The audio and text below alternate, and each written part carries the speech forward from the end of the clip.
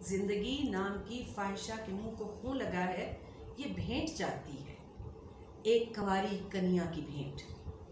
यही तो सदियों की रीत है। कहत पड़ा है, अनाज के देवता की आंखें लाल हैं, बारिश का देवता रूठ गया है, बाढ़ ने तबाही फैलाई है, दरिया उतर नहीं रहा, सूरज देवता कहर ढा रहा है, सारे देवता नाराज हैं और सब कुंवारियों की भेंट चाहते हैं। वक्त कैलेंडर के पन्ने तेजी से उलटने लगा।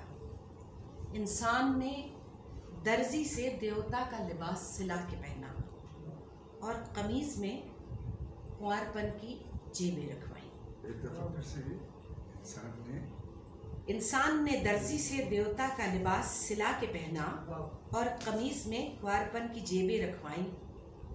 अब बिस्तर के शिकनों में कुंवारपन का खून नहीं तो कन्या इंसान नहीं। झूठा बर्तन है, उसे एक छनाके से तोड़ दो। मर्द है या ना मर्द है, मगर दीवार पे चढ़ा कबीला खूब भरी सफ़ेद चादर देखना चाहता है। और वो नामर्दी के जूते पहने सारी रात टहलता रहा कि इज्जत को भेंट की तलब है।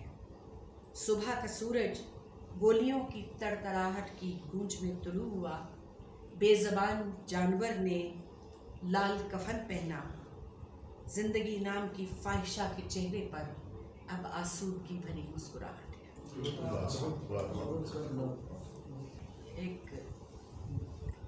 एक रियल लाइफ सच्चे किस्से से मुतासिर होगी। Welcome to Pakistan peace channel. मेरे साथ मौजूद हैं गज़ाला मोहसिन रिजवी साहबा, जो कि तरक्की पसंद शायरा हैं, खूबसूरत लिखती हैं और ये कनाडा से तशरीफ़ लाई हैं इस्लामाबाद पाकिस्तान में राइटर हाउस में इस वक्त हम मौजूद हैं। तो इनसे हम जानते हैं, ये कनाडा में भी रहते हुए जहाँ इंग्लिश है सब कुछ है, वहाँ ये मुख्तलिफ़ ज़ुबानों में लिखती हैं शायरी नसरी। तो ये शौक़ कैसे आपके अंदर आया, ये सफ़र कैसे आपको कनाडा तक पहुँचाया? जी मैम। देखिए, कनाडा तक जहाँ तक जाने का ताल्लुक़ है तो वो वही है कि जहाँ हम जैसे सब लोग जो अपने बेहतर मुस्तक़बिल की तलाश में जाते हैं, तो ग़ालिबन हमने भी एक अपने बच्चों के बेहतर मुस्तक़बिल की खातिर हमने माइग्रेशन की थी। लेकिन ये कि हाँ, हमने अपनी ज़बान को वहाँ पर भी जाकर भूला नहीं और हम उसी ज़बान का अभी तक इस्तेमाल करते हैं। लिखने का सिलसिला ये है कि ये तो काफ़ी पुराना सिलसिला है, लेकिन बहुत सारी चीज़ें महफूज नहीं रह सकें। अब ये है कि हमने बाकायदगी से पिछले 5 साल से इन तमाम जितनी भी तहारीर थी उनको महफूज करना शुरू किया है। तो यही था। और हमारा जो लिखने का जहाँ तक ताल्लुक़ है, शायरी की अगर आप बात करते हैं तो हमारा जॉनर जो है वो नसरी नज़्म है और उसी में जितना भी हमारे अंदर का जब हमें अपने अंदर की कथार्सिस की ज़रूरत पेश आती है तो हमने इसी मीडियम को इख्तियार किया। मैम, आप पंजाबी, सराइकी, उर्दू, इंग्लिश, तो पंजाबी की कुछ नज़में हैं और उर्दू में भी आपने लिखा। सराइकी का शौक़ कैसे आया? देखिए, इस तरह से था कि हमारी पैदाइश तो रावलपिंडी की है। यहाँ पर पैदाइश और यहाँ पर हमारी नौमरी का तमाम दौर जो है यहाँ तक गुज़रा। तकरीबन यूँ समझ लीजिए कि 18 साल की उम्र तक हम यहाँ पर रहे। तो उस अरसे के दौरान हमने क्योंकि आप जिस खत्ते में रहते हैं वहाँ की ज़बान, वहाँ का कल्चर वो आपके ऊपर असरअंदाज होता है। तो हमने पंजाबी हमें आ गई। फिर हम यहाँ से जब कराची की तरफ मूव किए तो वहाँ पर ये पुठवारी ज़बान बोलने वाले लोग तो बहुत कम थे, लेकिन सराइकी बोलने वाले बहुत थे। तो हमने सराइकी वहाँ पर इस तरह से सीखी। अच्छा मैम, कनाडा में भी क्या सराइकी कभी आपने सुनी है? क्योंकि जनूबी पंजाब की एक ज़ुबान है। जी, कम सुनी है, लेकिन लोग मौजूद हैं, तरक्की कर चुके हैं, जनूबी पंजाब से कनाडा तक पहुँच चुके हैं। लोग मौजूद। बहुत शुक्रिया नाज़रीन। पाकिस्तान पीस चैनल को सब्सक्राइब करें, लाइक करें। इस पर पूरा का पूरा एक शाम गज़ाला मोहसिन रिजवी के नाम तरक्की पसंद अंजुमन मुसन्निफ़ीन के साथ। शुक्रिया जी। ख़वातीन व हज़रात, जैसा कि आप सबको मालूम है कि आज का जो हमारा इजलास है और ये जो शाम है ये हमने मोहतरमा गज़ाला मोहसिन रिजवी साहब के नाम की है। गज़ाला मोहसिन रिजवी साहबा एक शायरा हैं नसरी नज़में तख्लीक करती हैं, जिसको नज़्म मंसूर भी कहते हैं। और ये एक ऐसे माहौल में पली बढ़ी कि जहाँ पे रवायात के पहले बहुत सख्त थे और जहाँ पे पिदरसरी निज़ाम को क्वेश्चन करना या आज़ाद ख्याली या अपनी एक इनफरादी सोच का परवान चढ़ना एक नामुमकिन सी बात रही। लेकिन इन्होंने अपने उन हालात के बावजूद, ऐसे ऑप्रेसिव हालात के बावजूद, अपनी एक तरक्की पसंदाना सोच को, अपने एक फेमिनिस्ट नुक्ते नज़र को वक्त के साथ आगे बढ़ाया। शुरू में पाबंद शायरी भी की, लेकिन इनका जो मेन जो इनकी नज़में हैं वो नसरी नज़में हैं। आर्टिकल्स भी लिखती हैं कई फोरम पे, ऑनलाइन फोरम पे, और इस तरह के छपते रहते हैं। और आज के इस इजलास की जो सदारत है वो हमने जनाब रविश नदीम साहब, हम किसी तारीख मुताज एक नज़्म के अजीम शायर हैं, नक़ाद हैं, उनको सौंपी है। तो मज़ीद वक्त लिए बगैर मैं मोहतरमा ग़ज़ाला रिज़वी साहबा से मुल्तमस हूँ कि वो अपने फ़न व शख्सियत के बारे में, अपनी ज़िंदगी के बारे में, अपने फ़नी सफ़र के बारे में कुछ हमें बताएं और उसके बाद हमें कुछ अपनी शायरी भी सुनाएं। बहुत शुक्रिया फ़हीम साहब, इजाज़त से। नाम तो जैसे आपको इल्म ही है कि ग़ज़ाला मोहसिन रिज़वी ताल्लुक़ पाकिस्तान से है, लेकिन फ़िल वक्त हम कनाडा में मुक़ीम हैं और हमें गए हुए तकरीबन यहाँ से 10-11 साल का अर्सा गुजर चुका है। पैदाइश हमारी इसी शहर की, रावलपिंडी शहर की है, इसके जुड़वा शहर आप कह लीजिए। और तमाम परवरिश का या नौउम्री का तमाम वक्त जो है वो हमने इसी शहर में गुजारा है। यहाँ से फिर कराची का सफ़र तय करना पड़ा, कुछ मजबूरियाँ ऐसी थी, कुछ हालात ऐसे थे। उसके बाद वहाँ से कनाडा, और अभी तक फ़िलहाल तो कनाडा में मुक़ीम है, यहाँ आना जाना लगा रहता है। लिखने का शौक़ तो शुरू से था और आदत भी थी, क्योंकि हमारा कुछ ख़ानदानी बैकग्राउंड इस किस्म का था कि हमारी वालदा की तरफ से, जिसमें हमें काफ़ी कुछ, ये आप कह सकते हैं एक तरह से विरसे में मिला है। और फिर बात यह है कि विरासत कुछ नहीं होती जब तक कि इंसान के अपने अंदर कोई इसको हम अपने अल्फाज में ये कहते हैं कि एक कीड़ा होता है आपके अंदर और वो हर वक्त कुलबुलाता रहता है। और जब वो कुलबुलाता है तो आपको कुछ ना कुछ लिखना ज़रूर पड़ता है, वरना उसके बगैर आप आपको जैसे आपका कथारसिस नहीं हो पाता।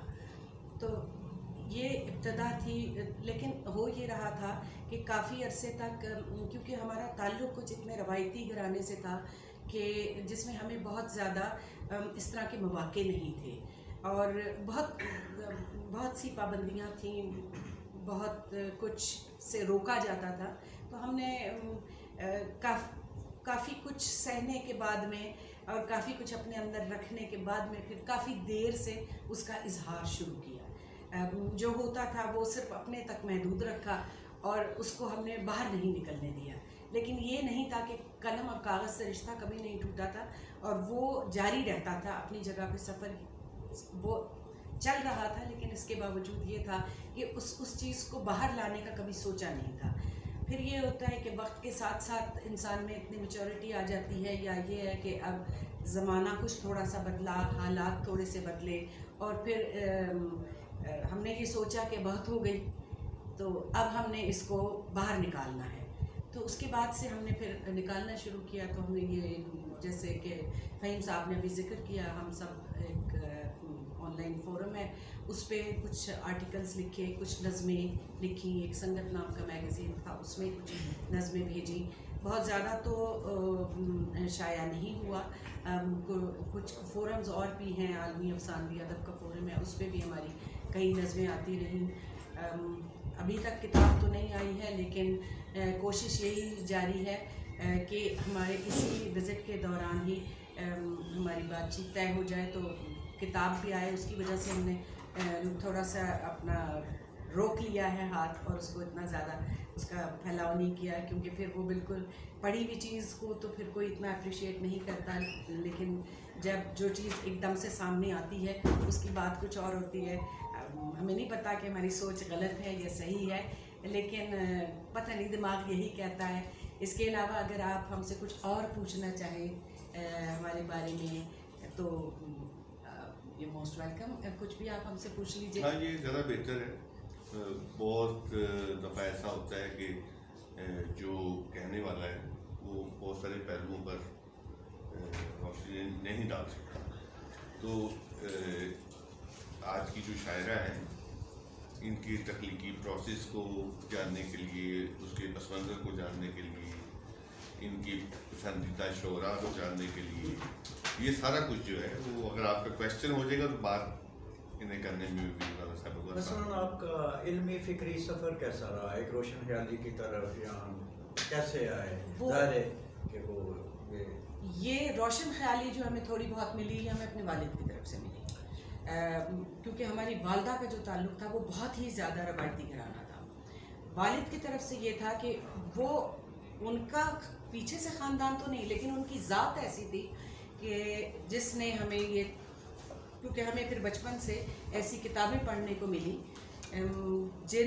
जो हमारे वालिद पढ़ा करते थे, और उन किताबों को पढ़ के, जैसे सिफ्ते हसन की किताबें थी जो हमने पढ़नी शुरू की थी, अपने बचपन में शुरू की थी, और इसके अलावा शायरी की किताबें, जैसे फैज़ अहमद फैज़ की किताबें पढ़ के हम लोग, उनकी शायरी पढ़ के हम जवान हुए।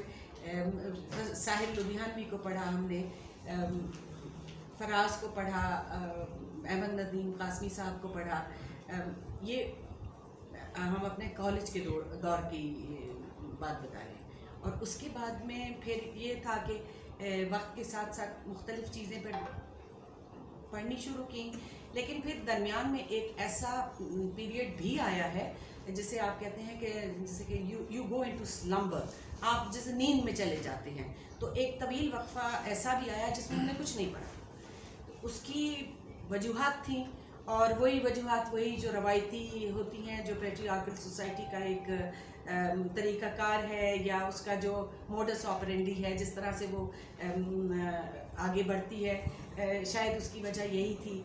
तो हमने भी सोचा कि ठीक है, कोई बात नहीं, इसको हम बाद में निकालेंगे इसकी कसर। तो इस तरह से रहा। तो ये जितने भी ये तरक्की पसंद शोरा थे, इनके बाद में फिर हमने काफ़ी अरसे तक जो नई जनरेशन थी, उनके बाद आने वाली, इनसे हमारा थोड़ा सा वो जैसे कहते हैं वो रब्त, वो उतना स्ट्रांग नहीं रहा जितना कि पुराने उनके साथ था। तो इसके लिए हमें भी अफसोस होता है कि नहीं, हमें रखना चाहिए था, लेकिन यही होता है कि जब हालात आपको इजाज़त देते हैं तो आप उस सफ़र को जारी रख सकते हैं। बाज़ औक़ात ऐसा होता है कि हालात इजाज़त ना दें तो चलो वक्ती तौर पर मसलहत पसंदी के तहत खामोशी इख्तियार कर ली जाए। तो शायद हमने भी मसलहत पसंदी के तहत कुछ हद से खामोशी इख्तियार की। उम्र के इस हिस्से में आके आप क्या समझती हैं कि ये एहसास नहीं होता कि जो चल रहा है उसमें भी तो बहुत कुछ मसलहतें हैं, या जैसे हम उसके आदी हो चुके होते हैं, बगावत का वो बाल बैठने लग जाता है? नहीं, देखिए, आपकी बात बिल्कुल दुरुस्त है कि मसलहत पसंदी होती है, और कई बार ऐसा है कि हम मजबूर कर दिए जाते हैं। तो जहाँ पर देखिए ना, जहाँ जबर आ जाता है तो वो तो आपको अगर जबरिया तौर पे रोक दिया जाए तो फिर तो आप उसमें एक हद तक लड़ सकता है। हर एक की लड़ने की कैपेसिटी होती है, आपके हालात होते हैं, आपके उसके हिसाब से लड़ते हैं। ऐसा नहीं है कि हमने गिव अप कर दिया। अगर गिव अप कर दिया होता तो फिर हम आपके सामने इस वक्त बैठे नहीं होते। गिव अप नहीं करना चाहिए। इसी मौजू के ऊपर हमने नज़्म जो लिखी है जवाज़, वो इसी से ताल्लुक़ रखती है कि ये जवाज़ नहीं है कि हम क्यों चुप हो गए, लेकिन बात ये है कि जबर के आगे किसकी चली है। या तो आप अपना सर कटा लीजिए। अब सर कटाने की हिम्मत तो हमें नहीं थी, लेकिन और ये हम ऑनेस्टली आपको बता रहे हैं कि सर कटाने की हिम्मत हर एक में नहीं होती, और कुछ हद तक सर कटाया भी, लेकिन ये कि 100% अपने आप को गिव अप नहीं किया। सॉरी, मैं 1-to-1 आर्ग्यूमेंट तो नहीं बदलना चाहती, लेकिन जो बात आ रही थी, औरतों के साथ यही नहीं हो जाता कि सर कटाने की हिम्मत तो किसी औरत ने की नहीं। जब भी किसी मर्द को तो खैर अपने हकूक़ के लिए नहीं लड़ना पड़ा, लेकिन जब भी किसी काज के लिए मर्द लड़ा तो हमें कहीं भगत सिंह नज़र आता है, कई लोग थे जो अपने। लेकिन जब हमारी ज़िंदगियों की बात आती है तो हम हर एक की अपनी लड़ने की डेफिनेशन है। वो ख़वातीन जो हिजाब में पहने हुए और वो सारा उस पाबंदियों के साथ जी रही हैं, अभी कहीं से बात हो रही है कि वो भी अपनी दानिश में समझ रही हैं कि औरतों को बड़े हकूक़ मिल रहे हैं।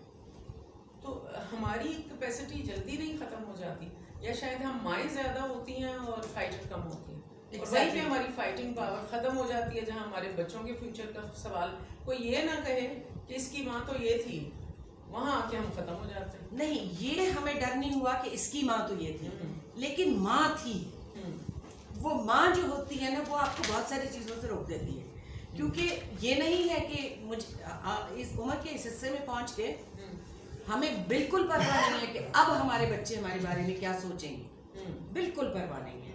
लेकिन हाँ, एक वक्त था जब हमें उन बच्चों को परवान चढ़ाना था, और जब एक नस्ल आप परवान चढ़ा रहे होते हैं तो आपको अपने आप को पीछे करना पड़ता है। तो शायद ये वजह है कि ऐसे वक्त में औरत अपने आप को थोड़ा सा पीछे कर देती है, और वही हमने किया। ऐसा नहीं है कि गिव अप कर दिया। मैं असल में यही सुनना चाह रही थी। हमारे यहाँ जब भी अदबी महफिलें होती हैं तो लोग कहते हैं जी औरत के हक के लिए कोई बोलेगा तो वो मर्द ही बोलेगा, औरत तो बोल नहीं सकती। लेकिन जो औरत अहम तरीन काम कर रही होती है ना, जब मैंने लिखना शुरू किया तो मुझे शायद दोस्तों ने कहा कि दोनों दुनिया में करोड़ों अरबों माएँ हैं, शायरात कितनी हैं, तो आप अपनी स्टेबिलिटी को नहीं मरने दें। लेकिन मेरी प्रायोरिटी क्या थी, करोड़ों अरबों माएँ हुआ करें, अपने बच्चों की माँ तो सिर्फ एक ही है।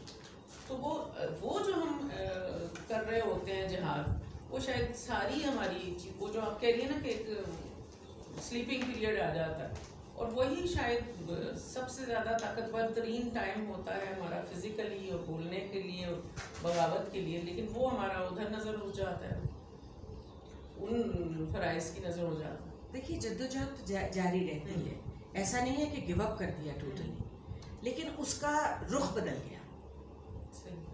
तो वो मेरा ख्याल है कुछ पोइट्री सुन ले, उसके बाद कोई ये जवाज़ मेरी सारी उम्र गुजर गई, जैसी भी थी बुरी भली, अब इससे आगे कुछ नहीं। मगर रुको, जो हो चुका उसे होने दो। तो इस अंगूठे का क्या करूं जिसे मैंने सब किया, हर ऐसी दस्तावेज पे जो मैंने कभी पढ़ी नहीं। जो कहा गया वही कर दिया, वहां अब भी सुर्ख निशान है। क्या ये कोई जवाज है कि मैं चुप रहूं? वक्त की सारी आंधियां, इन्हें भूल जाऊं मैं किस तरह। कभी एहतजाज किया भी तो कहा गया कि चुप रहो।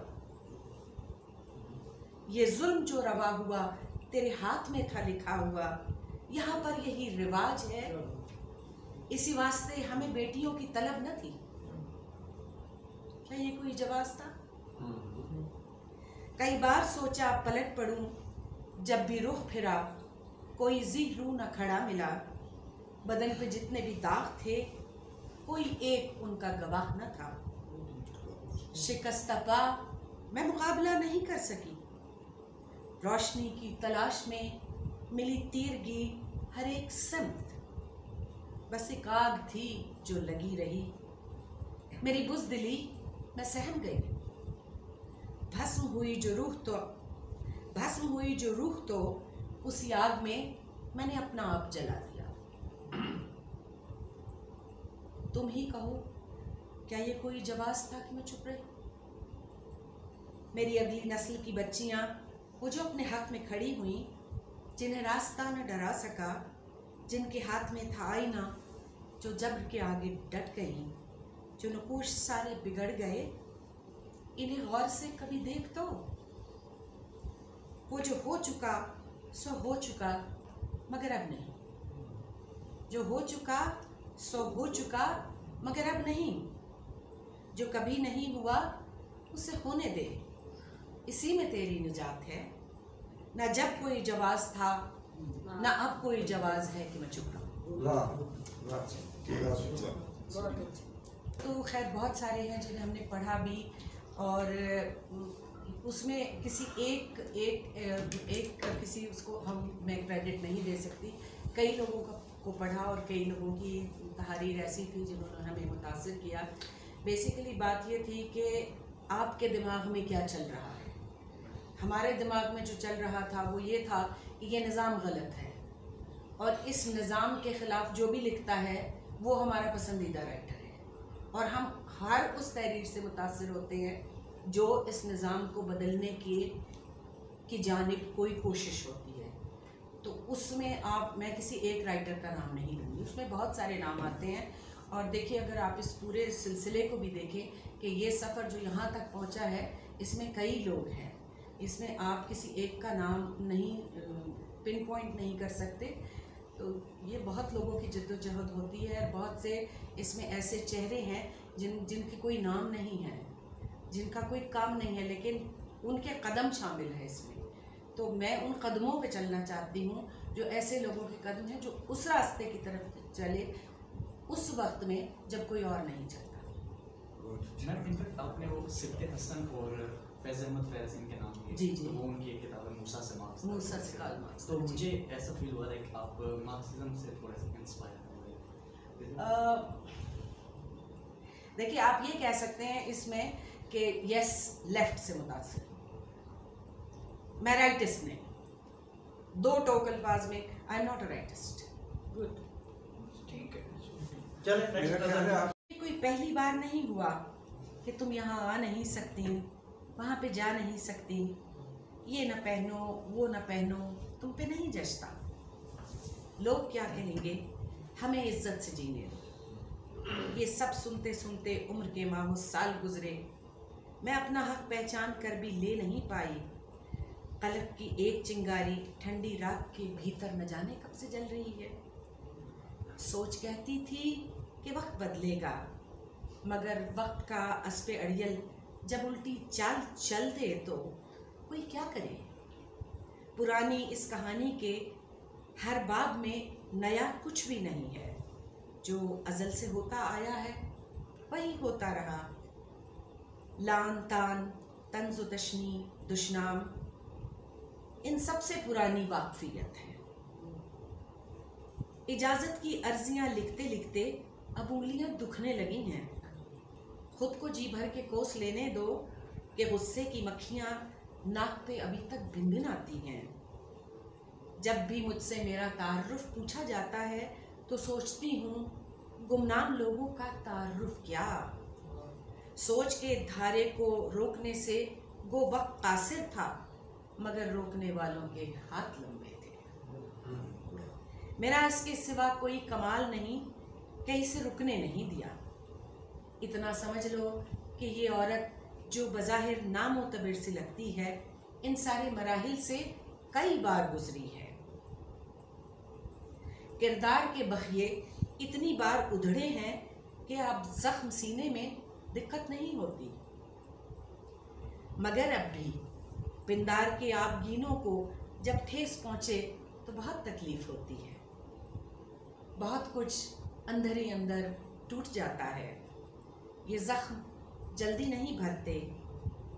पलकों की झालर से कुछ मोती अभी तक झड़े नहीं हैं। झड़ जाते तो अच्छा था। जिए बगैर ही जब दिन गुजर जाए और मुंडेर पे उम्मीद की चिड़ियाँ चहकना छोड़ दें तो सूने आंगनों में दिल नहीं लगता। अब बदलने को सदियों की रियाजत मांगती है। खुद को संभालने में वक्त लगता है और वक्त दामन के छेदों से फिसल कर कहीं पे गिर गया है। जंगले के उस पार खड़ा कमीना वक्त जब हंसी ठट्ठा उड़ाता है तो सिवाय हाथ मलने के कहानी क्या करे। संभलना आसान नहीं होता, मुझे कुछ वक्त दे दो। इसका भी कोई इम्पैक्ट है आपकी शायरी में? उस पे कोई जो नज़म है तो बोल किस परदेश? हिजरत, परदेश के बहुत हैं उसमें। अब वो हमें ढूंढनी पड़ती है। मिजाज वहाँ पर भी वही है जो यहाँ पर। तो कई बार हम वहाँ पे भी इतना ज़्यादा बाहर नहीं निकलते। उसकी रीज़न यही है कि आपका रास्ता रोकने वाले बहुत से लोग ये एक अहम तजर्बा है जी। कैसे लेके आई इसको शायरी में? ये एक के बैल की तरह आँखों पे पट्टी बांधे, अजनबी अनजान राहों पे कड़े मौसमों की सारी हिद्दतों को समेटे, मशक्क़तों में जुटी हुई, शिकायतों को लबों में दबाए बिना सर उठाए चलती ही रहती है। और एक दिन कड़ी मुसाफतों की थकन मार देती है। तारीख राहों के गुमनाम मुसाफिरों की कब्रों पे कत्मे नहीं होते। इनकी कहानियाँ उन्हीं की तरह गुमनाम रहती हैं। कोई नहीं जान पाता कि किसी अनदेखी कब्र में लेटी उम्मीद रगों में फैले ना रसाई और ना उम्मीदी के जहर की नज़र होकर वक्त से पहले ही मर गई थी। नाकर्दा गुनाहों का जुर्म जब कभी सूरत कर्ज सदियों पुराने बही खातों में लिखा हो, मोतबिर गवाह कोई न हो और चोटों के सारे निशान वक्त के धुंधलकों में गुम हो गए हों, आईने में अक्स खो गया हो, तो तही दामनी ये कर्ज कैसे चुकाती। आवाज़ों का शोर हाथों में पत्थर उठाए ये कह रहा है कि संसार कर दो, लौहे महफूज पे सरकशी की सज़ा तो लिखी हुई है। जज सिर्फ पहले से लिखा फैसला सुनाते हैं और कलम जेबों में शर्मिंदगी से कसमसाते हैं। जिंदगी खामोशी का कफन ओढ़े अजनबी कब्र में तमाम अनकही कहानियाँ लिए चुपचाप दफन हो जाती है। तुम भी हाथ में पत्थर उठाए वहीं खड़े थे, अब इतनी लाज रखना कि जब मैं ना रहूं तो किसी से ना कहना कि मेरा असली मतफल कहा। थोड़ा ही लिखा पर हमें लिखा जरूर है। तो आप ये खुद पंजाबी हैं? देखिए, मैं रावलपिंडी की पैदाइश हूँ, पली बड़ी यहाँ पर, तो ज़बान तो हमने सीखी, लेकिन हमारी जो उर्दू इतनी ज़्यादा अच्छी हुई है कराची जाकर हुई। लेकिन मेरे फादर की फैमिली ने पार्टीशन से पहले हिजरत की थी, वो मुल्तान में काफ़ी अरसे रहे। कहाँ से? आगरा से जी। तो I was debater at that time. हमने उर्दू में भी किया है, अंग्रेजी में भी किया है और पंजाबी में भी डिबेट की है। That I did in Gordon College Rawalpindi.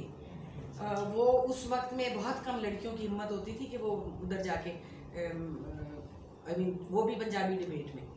और मुझे याद है कि जो लास्ट डिबेट में मैं गई थी तो उसमें वहाँ पे फायरिंग हो गई, क्योंकि कोई इलेक्शन आने वाले थे।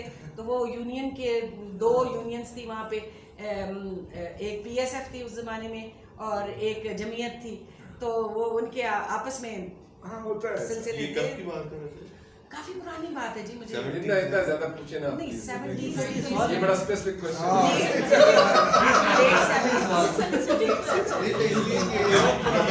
पिछले 35 साल से वो यूनियंस नहीं है, सब कुछ खत्म, कुछ कहीं कोई कुछ नहीं रहा। वो लास्ट थी वो I am not very good with computers.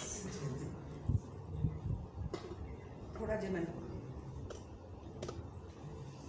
बात ये है कि डिबेट तो ये हमें भी पता है कि ये 30 साल से भी ज़्यादा पुरानी डिबेट है। तो ये, लेकिन इतना हमें ज़रूर पता है कि आने वाले वक्त की जो शायरी होगी वो ज़्यादातर नसरी, क्योंकि आप अंग्रेज़ी में देख लीजिए तो वो प्रोज पोइट्री का ज़माना है। अब वो राइमिंग पोइट्री तो अब ख़त्म हो चुकी है। तो ये इसका ये मतलब नहीं है कि हम उस शायरी की जो दूसरी असनाफ हैं वो काबिल कदर नहीं है, वो अपनी जगह पे बहुत काबिल कदर हैं। लेकिन होता ये, हम अपना सिर्फ आपको इतना बता सकते हैं कि हमने ये सिर्फ इस वजह से चुनी कि हमें ये लगता था कि बाय द टाइम हम अपने ख़याल को उसमें लाते हैं, हदूद और क़यूद की पाबंदियों में हम लाते हैं, वो ख़याल मर जाता है। तो हमें ये नहीं चाहिए था, क्योंकि हमारे लिए ख्याल ज़्यादा अहमियत रखता था। उसकी अहमियत ज़्यादा थी बनिस्बत इसके कि वो जो हदूद और क़यूद हैं वो हम उनको भी फॉलो करें। तो वो हमें कई बार इस तरह की परेशानी पेश आई। हमारे बहुत अच्छे उस्ताद थे जो अब दुनिया में नहीं रहे, आपने नाम सुना हो, डॉक्टर अख्तर हाशमी, कराची से उनका ताल्लुक़ था। तो उन्होंने ये पाबंद शायरी मैं उनके पास भेजा करती थी, तो वो मुझसे कहते थे कि ठीक, एक्चुअली वो वो बहुत ज़्यादा, हम बिल्कुल जैसे कहते हैं ना, वो था कि वो बहुत मजहबी और हम बिल्कुल दूसरे किनारे के, तो उनके पास इतना टाइम नहीं होता था कि वो हमें इतना वक्त दे सकते। तो उनको हमने 2-4 बार अपनी नसरी नस्म भेजी। तो then he said to me at that point कि ये तुम्हारा जॉनरा है, अब तुम छोड़ो ये सब कुछ और तुम्हें किसी की ज़रूरत नहीं पड़ेगी, ये इसमें लिखो। तो ये उनके कहने के ऊपर मैंने लिखनी शुरू की थी। फिर उसके बाद से जैसे कहते हैं ना कि हमने पलट के नहीं देखा, फिर हमें समझ में आ गई कि वो बात सही कह रहे हैं, क्योंकि इसमें ये होता है कि आपको बहरहाल आपको एक गाइडलाइन की ज़रूरत पड़ती है। अब जैसा हमने आपसे कहा कि एक स्लम्बर तो था ना हमारे पर, वो जो पीरियड जब वो गुजरा है उस दौरान में जिसमें हम बहुत कुछ सीख सकते थे, आई कुड नॉट लर्न, हमने वो नहीं सीखा। अब उसमें ये था कि वो दोबारा से वो चीज़ें उनको लर्न करने के लिए बड़ा टाइम की ज़रूरत थी और बड़ी रियाजत की भी ज़रूरत थी, क्योंकि रियाजत के बगैर कोई भी चीज़ वो नहीं होती। ये चीज़ हमारे अंदर नेचुरल थी, तो जो चीज़ नेचुरल होती है उसको आगे कंटिन्यू करना बहुत आसान होता है बनिस्बत उस चीज़ के जो आपको अडॉप्ट करनी पड़ती है। तो हमने वो रास्ता चुना जो हमें खुद अपने हमें अपने साथ लेके चलेगा। और चीज़ आप हम का सीखा बहुत इस्तेमाल कर रही हैं आगे। वालिद साहब की फैमिली में ज़्यादातर हम इस्तेमाल होता था, तो इस वजह से शायद अब आदत भी पड़ गई है। तो फिर इत्तफाकन ये हुआ कि जहाँ हमारी शादी हुई तो वहाँ पर भी हम का सीखा बहुत इस्तेमाल होता है, तो फिर अब आदत पड़ गई। वैसे कोशिश तो करती हूँ कई बार कि ना करें। ये पंजाबी की एक नज़म लिखी है, कंध च जुड़े शीशे च खलोती में, कंध च जुड़े शीशे विच खलोती में, जुड़े शीशे विच खलोती। ਉਹ ਤੇ ਮੈਂ ਇੱਕੋ ਥਾਂ ਤੇ ਰਹਿੰਦੇ ਆ, ਪਰ ਖੋਰੇ ਕਿਉਂ ਅਸੀਂ ਦੋਵੇਂ ਹਰ ਵੇਲੇ ਇੱਕ ਦੂਜੇ ਨਾਲ ਹਮੇਸ਼ਾ ਹੀ ਆਡਾ ਲਾਈ ਰੱਖਦੇ ਆ।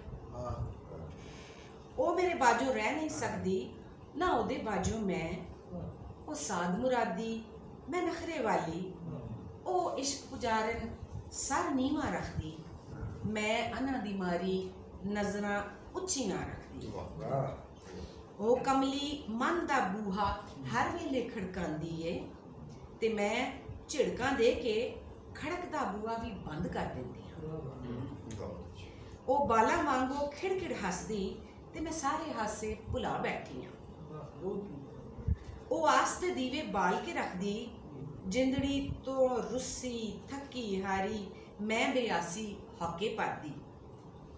ਮੇਰੇ ਅੰਦਰ ਵੀ ਅੱਗ ਜਦੋਂ ਲਪਟਾ ਮਾਰੇ, ਮੇਰੇ ਅੰਦਰ ਦੀ ਅੱਗ ਜਦੋਂ ਲਪਟਾ ਮਾਰੇ, ਉਹ ਅਥਰੂਆਂ ਦੇ ਛੱਟੇ ਪਾ ਕੇ ਬਲਦਾ ਭਾਂਬੜ ਬੁਝਾ ਦਿੰਦੀ ਏ। ਉਹ ਰੋਵੇ ਤੇ ਮੈਂ ਸਾਰੇ ਦੁੱਖ ਭੁਲਾ ਦੇਨੀ ਆ, ਜਿੰਦੜੀ ਵਾਂਗੋ ਸਾਡੇ ਦੋਨਾਂ ਦੇ ਸਾਰੇ ਰੰਗ ਨੇ ਵੱਖੋ ਵੱਖ, ਜਿੰਦੜੀ ਵਾਂਗੋ ਸਾਡੇ ਦੋਨਾਂ ਦੇ ਸਾਰੇ ਰੰਗ ਨੇ ਵੱਖੋ ਵੱਖ। ਕੋਈ ਸਿਆਣਾ ਦੱਸੇ ਅਸੀਂ ਕਿਵੇਂ ਇੱਕ ਦੂਜੇ ਨਾਲ ਨਿਭਾਣਾ ਨੇ। हमारी पैदाइशें की, हम इसी इलाके के हैं, तो हमने तो कभी अपने आप को कुछ और कहा ही नहीं पंजाबी का। लेकिन यहाँ देखिए, यहाँ का जो लहजा है वो डिफरेंट है। हाँ, और वो पोठोहारी है जी, तो खालिस्तान पंजाबी में। हाँ, आप बिल्कुल दुरुस्त कह रहे हैं, लेकिन ये होता है कि जब हम पटवारी में बात करने पर आते हैं, जैसे अगर हमें 2-4 लोग मिल जाएं पटवारी में बात करने वाले, 2 मिनट में आगे पिक अप कर, वो एक एक्स्ट्रा क्वालिटी है। वो आपने लिखा उसमें नहीं है? नहीं, लिखा उसमें नहीं है। लिखा सराइकी में भी नहीं है। I can pick up Saraiki, Saraiki में बोल लेती हूँ, लेकिन मैं सराइकी में मैंने लिखा वाकई में नहीं। वो ये कहना चाह रहे हैं कि आप पंजाबी में सोच भी लेती हैं। यस, क्या सोचती पंजाबी? एग्जैक्टली, बहुत अच्छी है। बहुत शुक्रिया जी, बहुत शुक्रिया। ये अख विच रिड़कदा इकलापा है, क्योंकि अगे पिछे ने ते पिछे रह गई संसारियां ते मैं दो मेहरबां अखियां ने पूछया तेरा अनुमान जरा रिपीट अख विच रिड़कदा इकलापा, आंख में तन्हाई, दो चुपती तन्हाई आंख में। दो मेहरबां अखियां ने पूछया तेरा कोई सुपना जेड़ा पूरा ना होया होवे, मैं सोची पै गई, सुफने तो सुफने होंदे ने, जेड़ा पूरा हो जाए सुफना नहीं रहिंदा। की कुछ दसदी उजड़े सुफनियां दी लम्मी कहानी। चुप कीती जमीन वल वेखदी रही, जमीन दी डूंगी परतां दे अंदर कहानी ते कदों दी मिट्टी हो गई। फिर कोई नवा सुफना, कोई नवी कहानी। सुफने तो डरदी अख नीवियां नजरां कीती, बस पैरां वल वेखदी रही। तू इन्नी चुप क्यों है? नजरां ते चुक, दिल दा भार कुछ हल्का कर दे। इंसान दा दर्द इंसान वंडा लैंदा है। इस कमज़ोर घड़ी नज़र बेबस हो के उच्ची हो गई ते अंदर दी लिखी बाहर हो गई। उस कमज़ोर घड़ी नज़र बेबस हो के उच्ची हो गई ते अंदर दी लिखी बाहर हो गई। फिर नजरां मेहरबान न रहियां, फिर नजरां मेहरबान न रहियां। मेरी कहानी पढ़ के नवी कहानी दी खोज अगेरे टुर गई ते इकलापे दी कहानी अख विच रिड़कदी रही। दिन दे वेले आवाज़ां दा शोर सारे ख्याल भुला देंदा है। दिन दे वेले आवाज़ां दा शोर सारे ख्याल भुला देंदा है, पर जेड़ा ख्याल भुलना चाहो वो कदी नहीं भुलदा। दिल दा की पढ़े कि दस्या सी वसनीक दिल दा वसनीक हौली जही कन विच कुछ कह देंदा है। दिल दा वसनीक हौली जही कन विच कुछ कह देंदा है ते मैनू अपना आप भुला देंदा है। मेरी अखियां दे सारे मंजर हट जांदे ने ते मैं सारे काम छड़ के मन दी पगडंडी ते बह के ख्याली खत लिखती रहनी हां।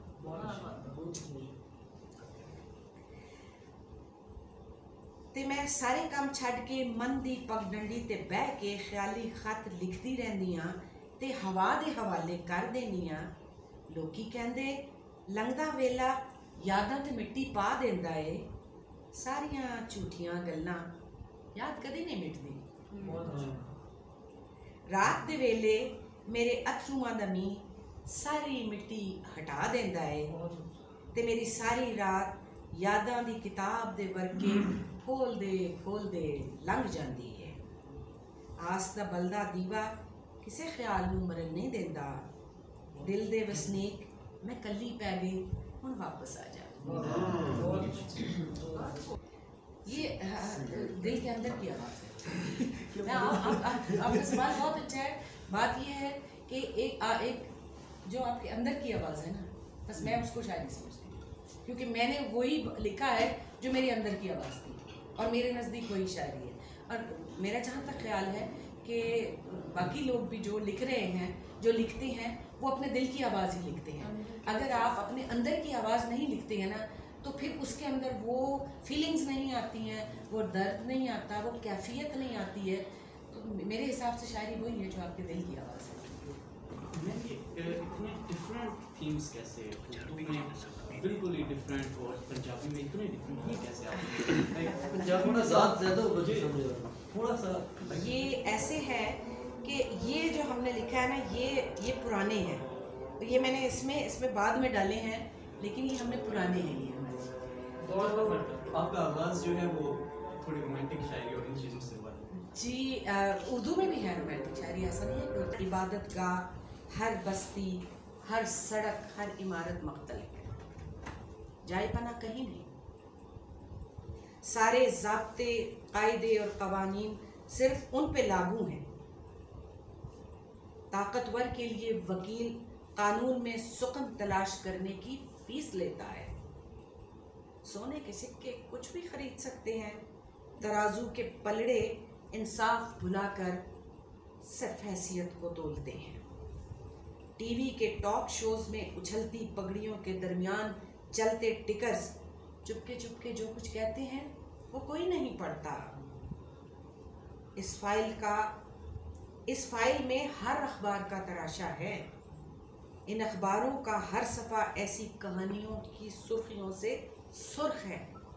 फरिश्ते मशीयते खुदाबंदी में ढले बहकर अफसुर्दगी से सर झुकाए, गहरी सोच में बेहिस्सो हरकत ऐसे गुम हैं जैसे किसी म्यूज़ियम में नस्ब मुजस्समे। हुजरे का बंद दरवाज़ा कह रहा है तुम चले जाओ कि खुदा भी अब सकते भी है। क्योंकि कुछ एक्सपीरियंस यहाँ के भी हैं, कुछ एक्सपीरियंस एक्सपोजर वहाँ का भी है, एक बहुत अच्छी कम्बिनेशन बनती है और फिर एक थिंकिंग माइंड और लाइवली माइंड को वो फिर चीज़ों को ऑब्जर्व भी करता है, कंपेयर भी करता है चीज़ों को, उस हवाले से भी। अच्छा, आप समझती हैं, देखें वहाँ पे भी औरत के बहुत से इश्यूज होंगे, यानी मैं उन एक तो है कि जो माइग्रेंट्स हैं उनकी इश्यूज हैं, लेकिन उसके अलावा जो वहाँ की अपनी औरतें हैं उनकी भी कुछ इश्यूज होंगे, वो तो अपनी जगह पे। लेकिन आपकी जो स्पेसिफिक क्वेश्चन ये है कि जो चूँकि आपकी एक्सपीरियंस बहुत इंपॉर्टेंट है उस हवाले से, कि जो अगर आप ख़वातीन, पाकिस्तान की ख़वातीन जो लड़कियाँ हैं, जो ख़वातीन हैं, अगर उसका आप 3, 4, 1, 2, 3 अगर कर दें कि कौन से ऐसे इश्यूज़ हैं और जो रिजॉल्वेबल भी हैं। एक होते ऐसे इश्यूज़ हैं जो कि हमारे मिथ में हैं, जो हमारी बायोलॉजी में है, जो हमारे DNA में है, उसके क्या इश्यूज़ हैं। मतलब माँ का जो आपने बड़ा अच्छा तस्करा किया है, अब एक ऐसा इशू है, इसको हम क्या कर सकते हैं? इसको आप रिजॉल्व कुछ नहीं कर सकते। तो इस इशू को हम, क्योंकि अगर माँ का है तो माँ का खुद भी उनकी चाहत है, ये तो नहीं कि मर्द ने उसको दिया है, लेकिन या सोसाइटी ने दिया, लेकिन उनकी अपनी भी चाहत है, इसको तो हम रिजॉल्व करें। लेकिन कोई ऐसी रिजॉल्वेबल 1, 2, 3 इश्यूज अगर समझती हैं कि पाकिस्तान की औरत की हैं और उसको रिजॉल्वेबल हो। देखिए, सबसे जो इम्पोर्टेंट बात है वो तो जेंडर इनइक्वालिटी है ना, जेंडर इनइक्वालिटी है ना। अगर जब तक जेंडर इनइक्वालिटी ख़त्म नहीं होगी, बाकी के इश्यूज रिजॉल्व तो नहीं होंगे ना। आपको यकसा मौके तो नहीं मिलते ना, और किसी भी जगह पे जब यकसा मौके तो नहीं मिल रहे हैं। तो ये कोर इशू है। अगर जब ये इशू सॉल्व होता है, इसके साथ काफ़ी सारे प्रॉब्लम सॉल्व होते हैं। ठीक है। तो क्योंकि बाकी सब तमाम मसाइल इसी के साथ जुड़े हुए हैं ना, ऐसा तो नहीं है कि आप उनको अलग कर सकते हैं। जब ये इशू सॉल्व होते हैं, देखिए बेसिकली क्या है कि फेमिनिज्म क्यों इतना उभर कर सामने आया है, उसकी रीज़न ही यही है ना कि जेंडर इनइक्वालिटी है। तो जब तक ये इशू सॉल्व नहीं होता, बेसिकली तो बात ये है कि हम, आप हो या मैं हूँ, हम दोनों विक्टिम हैं सिस्टम के। लेकिन क्या होता है कि वही सिस्टम जब जेंडर इनइक्वालिटी की जहाँ पर सवाल पैदा होता है, वो सिस्टम फिर हमें फेवर नहीं करता, आपको कर देता है, हमें नहीं करता। तो यहाँ पर ये बुनियादी मसला तो ये हुआ, ये मसला सॉल्व हो जाए तो हम नहीं समझते कि ये बाकी के मसाइल इतने ऐसे हैं कि जो सॉल्व ना हो सके। और वही वजह है कि क्योंकि ये मसाइल सॉल्व नहीं हुए, उसकी वजह से ये है कि एक तरफ की सोच में एक्सट्रीमिज़म आया है ना, वो एक्सट्रीमिज़म हमें बहुत सारी चीज़ों में नज़र आता है। तो आप समझते हैं कि जेंडर इनइक्वालिटी खत्म हो, मौके ज़्यादा मिलें, बराबर के कम से कम मिलें। क्योंकि देखिए ना, आप आबादी के हिसाब से भी तो देखिए ना कि आपकी आबादी तकरीबन अब बराबर हो चली है, लेकिन उसमें ये देखिए कि कितने % आपकी औरत जो है वो चल रही है। अब आप मुझे ये बताइए कि अगर औरत इतनी पीछे रह जाएगी तो क्या ये सिस्टम आगे चल सकेगा? क्या मुआशरा उस तरीके से आगे बढ़ सकेगा? वो तो मुमकिन नहीं है ना। तो फिर हमें बेहतर ये नहीं है कि हम इसको आहिस्ता आहिस्ता करके इसको रिजॉल्व करने की कोशिश करें। जब ये रिजॉल्व होना शुरू हो जाएगा तो बाकी मसाइल यूँ समझिए कि इसी से जुड़े हुए हैं, वो आहिस्ता आहिस्ता वो भी सॉल्व होने शुरू हो जाएंगे। अच्छा, आप समझती हैं कि जो कनाडा में जेंडर इनइक्वालिटी बिल्कुल जीरो है या नहीं? ऐसा तो जी वर्ल्ड में कहीं नहीं है, ऐसा तो वर्ल्ड में कहीं नहीं है। और जो ये कहेगा आपसे ना, वो झूठ बोलेगा। ठीक है, तो हम तो झूठ नहीं बोलते, तो इतना हमें पता है कि ये कहीं पर भी नहीं है। देखिए, उनकी शक्ल फर्क हो जाती है। अच्छा, शक्ल फर्क हो जाती है ना। देखिए, कुछ चीज़ों में हमारे यहाँ जो शक्ल आती है वो फर्क है, उनके यहाँ जो शक्ल है वो बिल्कुल मुख्तलिफ हो जाती है। बल्कि अभी तो रिसेंटली हमने तो कुछ ऐसी वहाँ पर तहरीक देखी है कि जिसमें बहुत ज़्यादा मर्द रिजेंटमेंट शो कर रहा है इस सारे उसके खिलाफ। ऐसा नहीं है, ये कहीं पर भी इक्वालिटी कहीं पर भी नहीं है। किसी भी उसमें देख ले, सप्रेस्ड तो हर जगह पर है सप्रेशन। तो जैसे कहते हैं ना, हमारे शायद दुनिया के जितने भी लोग हैं इनकी डीएनए में शामिल है कि वो किसी न किसी फॉर्म में बाकी रहती है। जो भी कमज़ोर होता है उसको तो दबाने की कोशिश करते हैं। जैसे अमेरिका में तो ब्लैक्स को किया है, हमारे कनाडा में जो आपके इंडिजिनियस लोग हैं इनको बहुत सप्रेस किया गया है। इनको अभी तक भी वो वाले हकूक़ तो नहीं मिले। जैसे कहते हैं कि सन ऑफ द सॉइल तो वही थे, बाकी तो सारे इन्वेडर्स हैं, तो उनको वो नहीं मिले। तो जेंडर इनइक्वालिटी तो हुई ना उस हवाले से अगर देखा जाए। तो वही चीज़ें हैं कि जहाँ पर इक्वालिटी, बेसिक चीज़ यही है कि इक्वालिटी नहीं होगी वहाँ मसाइल होंगे, चाहे वो उसमें फीमेल्स हो, मेल हो या ट्रांसजेंडर्स हो। ये सब कुछ तो बड़ी अच्छी बात की। ट्रांसजेंडर के हवाले से भी तो जेंडर इक्वालिटी नहीं यहाँ नहीं है ज़्यादा, वहाँ पर फिर भी कुछ बेहतर है, वहाँ बेहतर है। यहाँ तो बहुत ज़्यादा है। ये तो अभी ये मेरा ख्याल है 2-3 दिन पहले की बात है कि जिसमें ख्वाजा सराज के ऊपर KPK में जो हुआ है, तो ये तो है। शनाख्ती कार्ड उनके अब बनने शुरू हुए हैं। कई ऐसे हैं जिसमें उनको आगे बढ़ने के कोई मौके ही शामिल नहीं दिए गए ना। तो नई नस्ल के साथ अब बात ये है कि ये नई नस्ल है, ये इनका मुस्तकबिल है, ये कैसे सोचते हैं, इनका थॉट प्रोसेस क्या है, वो मैं अपने हिसाब से नहीं सोचूंगी, आप अपने हिसाब से नहीं सोचेंगे। हमने अपनी जिंदगियां ऑलमोस्ट गुजार ली, ये उनकी जिंदगी है और उन्होंने कैसे सोचना है और कैसे इस तहरीक को लेके आगे बढ़ना है, हम उसके साथ हैं। हाँ, चंद बातें ऐसी हैं, ये देखिए जिसे कहते हैं ना, हर किसी भी मैरिज में टीदिंग प्रॉब्लम्स होते हैं। तो यूँ समझ लीजिए कि क्योंकि ये तहरीक यहाँ पर बिल्कुल नई है, तो ये इसके टीदिंग प्रॉब्लम्स हैं। तो ये एक वक्त आएगा जब इसमें मैच्योरिटी आएगी, तो फिर ये टीदिंग प्रॉब्लम्स खुद ब खुद रिमूव हो जाएंगे। तो सिर्फ इस बुनियाद के ऊपर इनको ये रिजेक्ट कर देना कि ये ऐसे कह रहे नहीं, ये they just trying to get the attention, ताकि उनको सुनो तो सही, उनको देखो तो सही वो क्या चाहते हैं। अब आपका क्या ख्याल है, वहाँ पर जितनी खवातीन जो आ रही होती है उनका वो अपने लिए बात नहीं करती, या मैं जो लिख रही हूँ मैं अपने लिए बात नहीं करती, मुझे उनके लिए बात करनी है जिनके पास ये सब कुछ नहीं है। अगर मैंने अपने लिए बात की तो क्या बात की, तो ये इतना है हमारा इसमें। और एक शायरा के साथ इस प्रोग्राम में उन्हें सुनने का भी मौका मिला और बहुत सारे दोस्तों से एक मुकालबा भी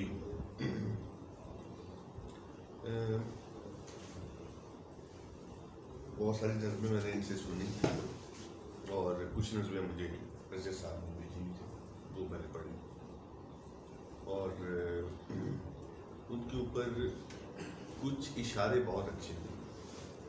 दोस्तों ने जो इशारे किए, जो सवालात किए, और उन इशारों और सवालात के दरमियान जो जेस्चर और बॉडी लैंग्वेज था, वो भी जाहिर है कि डिस्कशन का हिस्सा रहा और एक कमेंट और एक व्यू बनाने में उनका भी उतना ही रोल होता है। तो जो नज़में मैंने सुनी है आपकी, मैच्योर नज़में हैं और एक ऐसी शायरा की नज़में हैं जो जिनके यहाँ शायरी जो है वो आर्ट की सतह पर एक बहुत संजीदा है और उनका जहन जो है वो फिक्री है। कोई अब अपनी फ़िक्र को आर्ट की जिस शक्ल में पेश करके तस्कीन रखती हैं वो आर्ट है, शायरी का आर्ट। और जहाँ पर वो इससे ज़्यादा बढ़ के इजहार करना चाहती हैं तो वो उनकी नस्ल के काम है, जो आपने बताया हम सब वाले फोरम पे भी आई हैं और कुछ आपने जो नज़मों के अलावा इजहार ख्याल किया वो भी इसका हिस्सा है। तो आपकी नज़मों में एक फ्रेशनेस है, आप इमेजेस से काम लेती हैं और इस्तारों से भी और तशबीहों से भी, बहुत जगह अलामतें भी आई हैं और इसमें जो अहम चीज़ वो उन अलामतों, तशबीहों और इस्तारों का जो है वो ताज़ा हो गया। उसमें हमें क्लीशे बहुत कम नजर आए, बहुत कम। और ये एक फ़नी सतह पर एक तरक्की पसंदाना अमल भी है। और फिर एक अहम और काबिल तवज्जो बात आपकी शायरी में जो रही वो ये है कि आपकी शायरी के अंदर जो नुक्ता नज़र है और उस नुक्ता नज़र का जो मूड है, उस मूड के मुताबिक आप अपनी तशबीहें और इस्तारे लेके आते हैं। और वो बात जगह पर इतनी हार्ड साउंड देती हैं, हार्ड इमेजेस के साथ आती हैं, और उसमें इतनी करख्ती है कि हमारे दोस्त को कहना पड़ा था नरम वाली सुनाई। तो ये आपकी कामयाबी है एक शायद। वो एक मर्द से बर्दाश्त नहीं। दूसरी जो अहम तवज्जो रही आपकी शायरी के अंदर फिक्री सतह पर, वो मुझे जो नज़र आई बात वो ये है कि हमारे यहाँ जो लैंग्वेज है वो बजाते खुद अपने साथ एक मौजू भी लेके आती है, क्योंकि वो मौजू किसी न किसी ट्रेडिशन से जुड़ा होता है।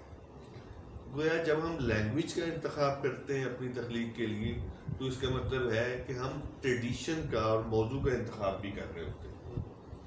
यही वजह है कि जब इन्होंने पंजाबी कहा तो उसमें इनका हिजर, इनकी नस्वानियत, इनकी नस्वानी जो मसाइल, उनके जज्बाती और मानवी मामलात वो सामने आए।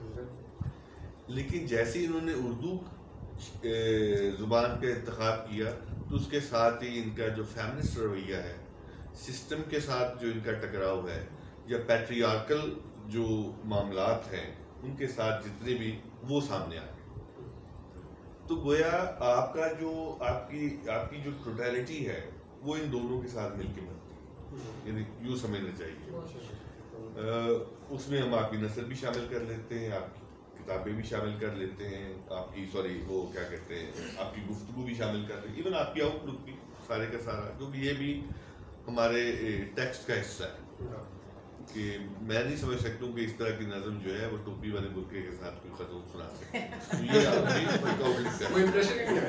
नहीं है, वो ये सारी चीज़ें एक टेक्स्ट का हिस्सा है।